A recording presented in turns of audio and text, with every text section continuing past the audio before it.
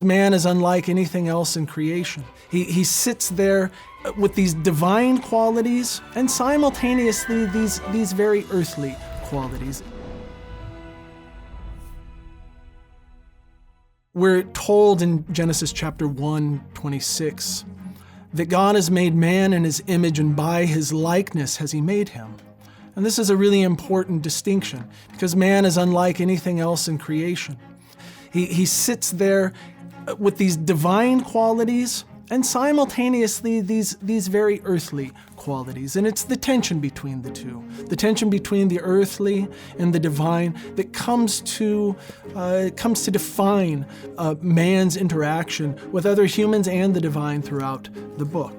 In Genesis chapter 2, verse 5, on the day the Lord God made earth and heavens, no shrub of the field being yet on the earth, and no plant of the field yet sprouted.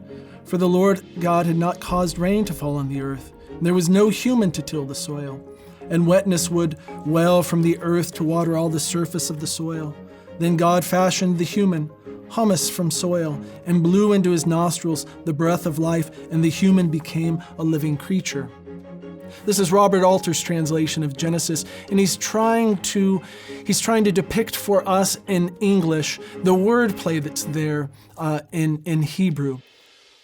Adam just means the human being, and the human being, the wordplay there, it was taken from Adamah, which means from the soil. God taking this human being from the soil. But note, he is into the human once God blows into his nostrils. You see the breath of God. You see something of the divine coming down to the human. It's really a thing of beauty. You see this kind of majestic creature, unlike the other ones thus far.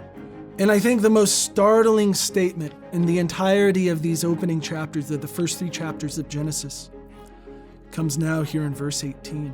And the Lord God said, "It is not good for the human to be alone. I shall make him a sustainer beside him."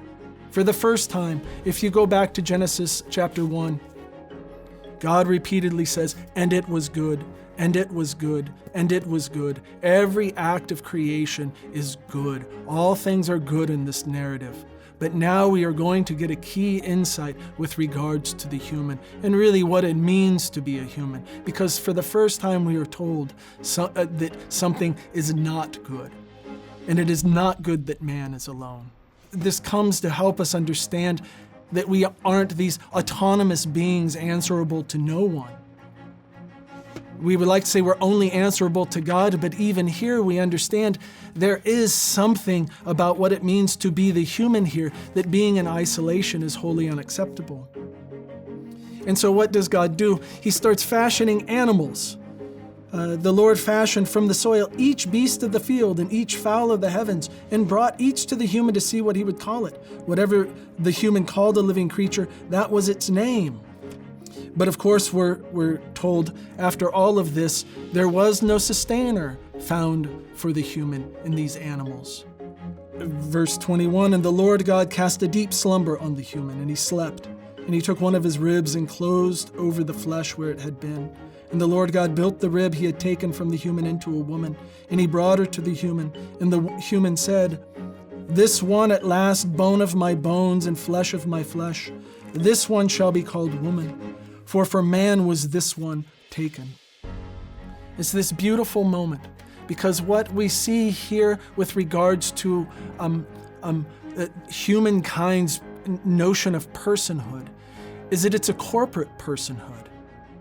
Is that to understand what it means to be a human person isn't simply to be a unique individual surrounded by all these other unique individuals made in the same way, but rather we are in a sense incomplete. We can't even name who we are. We have no identity if we are not in a relationship to another human person. In fact, look at the poem that Adam offers to us. This one at last, bone of my bones and flesh of my flesh. Notice, he names this one precisely in the way in which he's going to name the animals. This one shall be called woman, the Hebrew. Isha, also a word that's used for wife. This one shall be called woman, Isha. And now notice what he does. For from man, Ish was this one taken. It's a beautiful moment because now what you see is in the act of naming this other human being across from him, only then can he actually name himself as a separate identity. Because it's really not a separate identity. They're bound to one another. The very notion of personhood here is found here in this relationship. From Isha, only once that's named can I actually now have an understanding of myself.